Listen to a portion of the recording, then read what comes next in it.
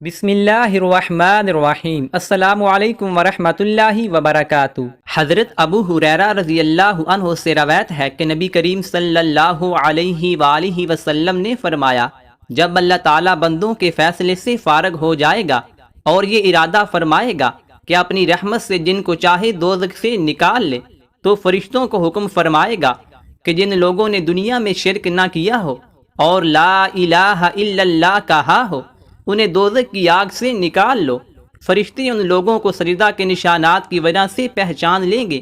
آگ سجدوں کے نشانات کے علاوہ تمام جسم کو جلا دے گی، اس لیے کہ اللہ تعالیٰ نے دوزخ کی آگ پر سجدہ کے نشانات کو جلانا حرام کر دیا ہے، اور یہ لوگ جن کے بارے میں فرشتوں کو حکم دیا گیا تھا جہنم کی آگ سے نکال لیے جائیں گے۔ حضرت ابو ہریرہ رضی اللہ عنہ سے روایت ہے کہ رسول اللہ صلی اللہ علیہ وآلہ وسلم نے فرمایا، جب ابن آدم سجدہ کی آیت تلاوت کر کے سجدہ کر لیتا ہے تو شیطان روتا ہوا ایک طرف ہٹ جاتا ہے اور کہتا ہے، ہائے افسوس، ابن آدم کو سجدہ کرنے کا حکم دیا گیا اور اس نے سجدہ کیا تو وہ جنت کا مستحق ہو گیا، اور مجھے سجدہ کرنے کا حکم دیا گیا اور میں نے سجدہ سے انکار کیا تو میں جہنم کا مستحق ہو گیا۔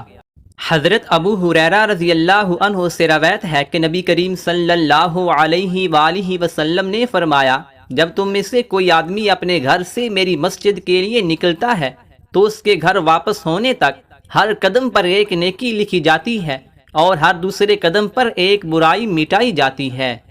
حضرت سلمان رضی اللہ عنہ سے روایت ہے کہ نبی کریم صلی اللہ علیہ وآلہ وسلم نے فرمایا، جو شخص اپنے گھر میں اچھی طرح وضو کر کے مسجد آتا ہے وہ اللہ تعالیٰ کا مہمان ہے، اللہ تعالیٰ اس کا میزبان ہے، اور میزبان کے ذمہ ہے کہ مہمان کا اکرام کرے۔